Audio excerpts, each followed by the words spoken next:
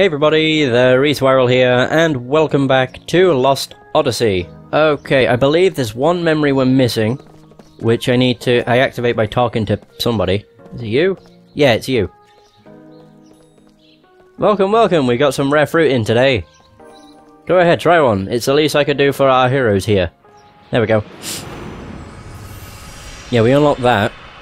So I can read this, and then we can get on with the main story. And we might be getting a new companion in this session. Might be actually getting the last two companions in this session. I can't remember, like, how the game's structured. Bright Rain. Chapter 1. The bright rain is going to start soon, the boy says, pointing out to sea. The bright rain? Kaim asks him. Uh-huh, it happens every night, way out there, he says with a carefree smile. It's so pretty. Bright rain, huh? Yeah, I want you to watch it with me tonight. It's really pretty. The boy has never once left the island in the 10 years since his birth. The island is small and poor, and the only ways to make a living there are fishing from dugout boats and gathering forest fruits. One monotonous day follows another, the islanders waking at dawn and sleeping beneath the star-filled sky. The boy does not yet realize that this is the greatest happiness of all. The boy begins speaking to Kaim, who turns to look in his direction. Hunkered down on the beach in the moonlight, the boy in profile glows like a chocolate sculpture. Over there, where the bright rain falls, is a great big island, right? I know all about it. That island is way bigger than this one, and way more stuff goes on there, and it's just full of shiny things, and pretty things, and food that's way better than I can ever imagine, right? Don't worry, I know all about it. Kaim says nothing but gives the boy a pained smile. Beyond the horizon lies a big island, indeed, a vast continent.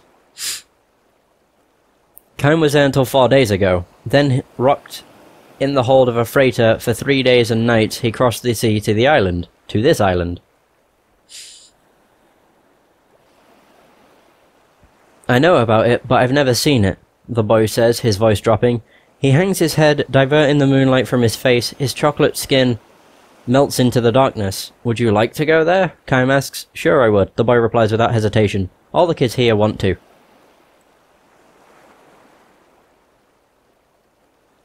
Everybody leaves the island, I suppose.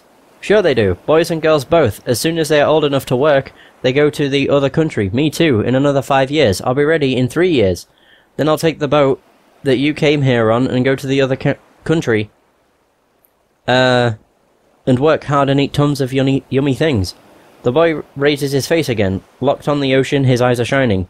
They are eyes full of hopes and dreams. But he knows nothing of the other country. He can never know a thing about it as long as he stays here. Not one of the young people who crossed the sea, their eyes shining like the boys with hopes and dreams, ever came back. Of course not, the boy would say. The other country is so much more fun, there's no point in coming back. The boy believes in the happiness awaiting him in the other country, about which he knows nothing. Only when they leave the island do the brown-skinned people here learn that their skin is a different colour from that of the people in the other country, that the language of the island is of no use in the other country, that the people of the other country look on the islanders with cold eyes, that the only way for them to meet people with the same brown skin, the same language, and the same birthplace is to head for the island people's ghetto in town. Oh dear. The first words the boy was certain to learn in the other country's language would be the ones the people of the other country used for people like him. Illegal alien. By the time he learned it, he would be trembling down the hill into the ghetto. Tumbling. The boy gallops away from the beach and returns a few minutes later with an overflowing armload of fruit. He says they grow where the wind from the ocean meets the wind from the mountains. They're at their best on nights when the moon is full. Go ahead, have a taste. He wipes a piece of fruit against his worn-out shirt and hands it to Kaim. What do you call this? Kaim asks. You're going to laugh. They pinned such a fancy name on it. Grain of Happiness. That's a nice name. Kaim bites into a grain of happiness. It's shaped like an apple from the other country, but it is 2 sizes smaller and just that much more packed with juicy sweetness. This is great, Kaim says. You really like it? I'm glad, the boy says with a smile. But he is soon hanging his head again and sighing. I like them a lot too, the boy says, but I bet the other country has all kinds of stuff that's way better than this, right? Kaim does not answer him, but takes another bite of a grain of happiness. The boy is right, there are lots of food in the other country far more delicious than these grains of happiness. Or more precisely, there were. Now, however, the other country has been transformed into a battlefield. The war started 6 months ago. That was when the boy began seeing the bright rain every night. Oh.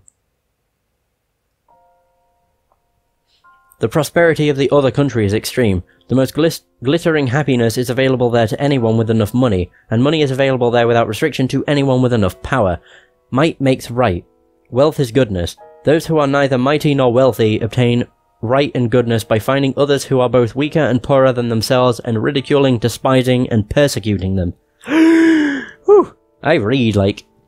I literally read until I'm out of breath. It's great. Probably not a good way to do it. The island people, whose language and skin colour are different from those in the other country, are seen as the other country's shadow. This is not a shadow, however, that forms because there is light. The very existence of the shadow is what makes the light all the brighter. This is the only way that the inhabitants of the other country know how to think about things. Eventually, however, strength reaches a saturation point. Wealth that has run its course begins to stagnate, and expansion is the only course left open. Desires can only be fulfilled through a continual bloating. In order for the other country to remain strong and for the wealthy to stay wealthy, the leaders of the other country made war on the neighbouring country. Oh dear. Any minute now, the boy says, looking out to sea again with a carefree laugh. The bright rain is going to fall, way out over the sea.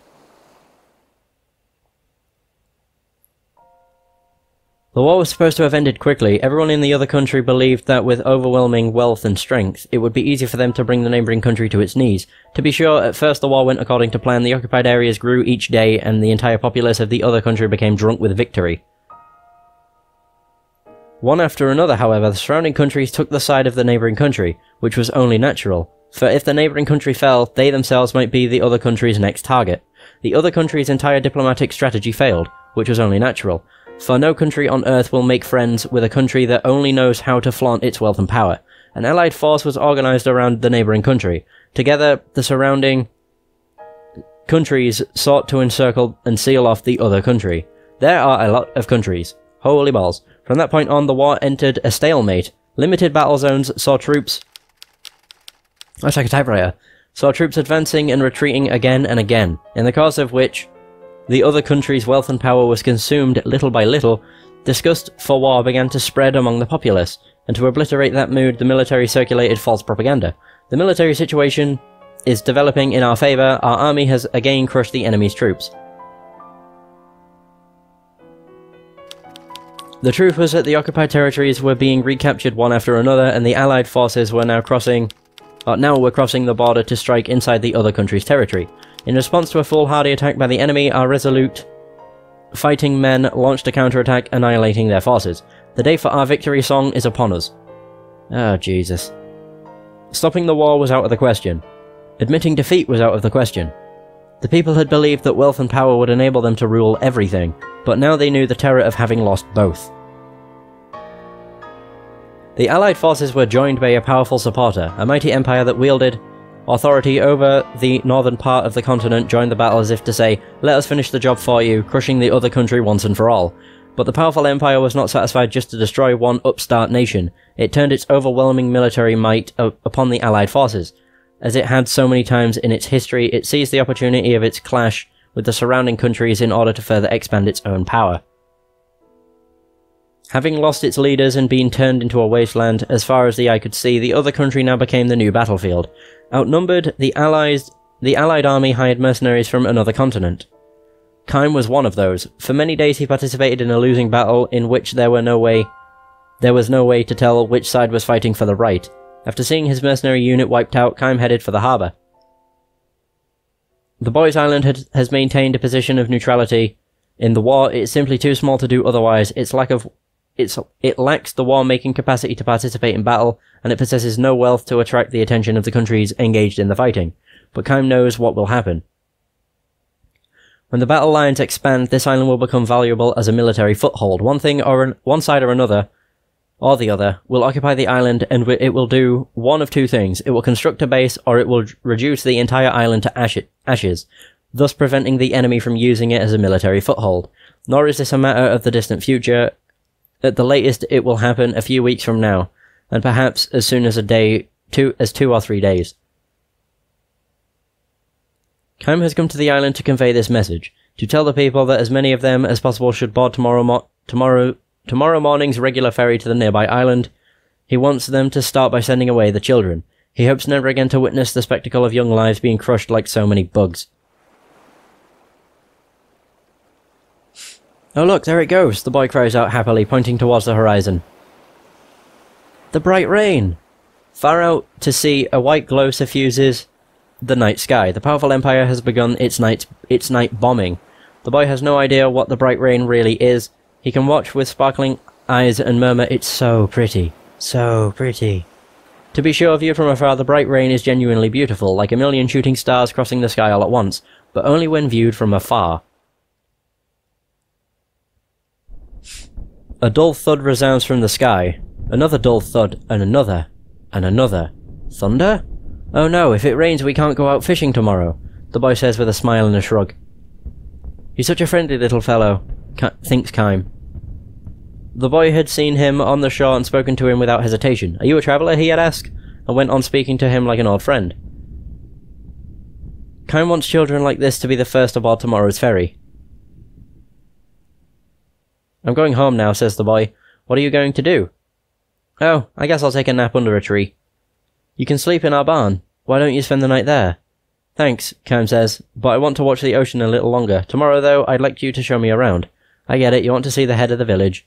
I know a shortcut through the woods, right over there. Kaim is hoping to convince the village head to evacuate the island. If they act right away, they can make it. They can save a lot of islanders. But as the boy stands, sweeping the sand from the seat of his pants, he looks questioningly at the sky. Funny, he says, it sounds kind of different from thunder.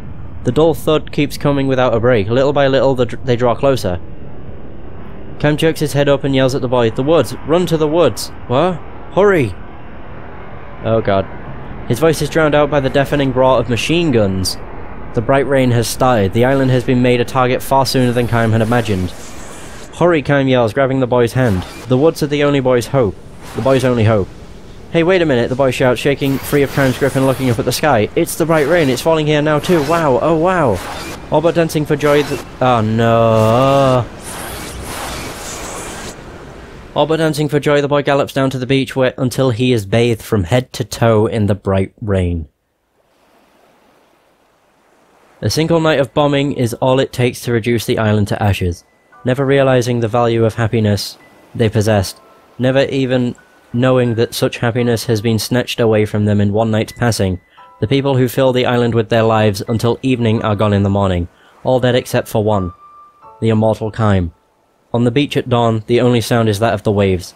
Again today, no doubt, urban warfare will decimate the city streets, and tonight the bright rain will pour down on the town again.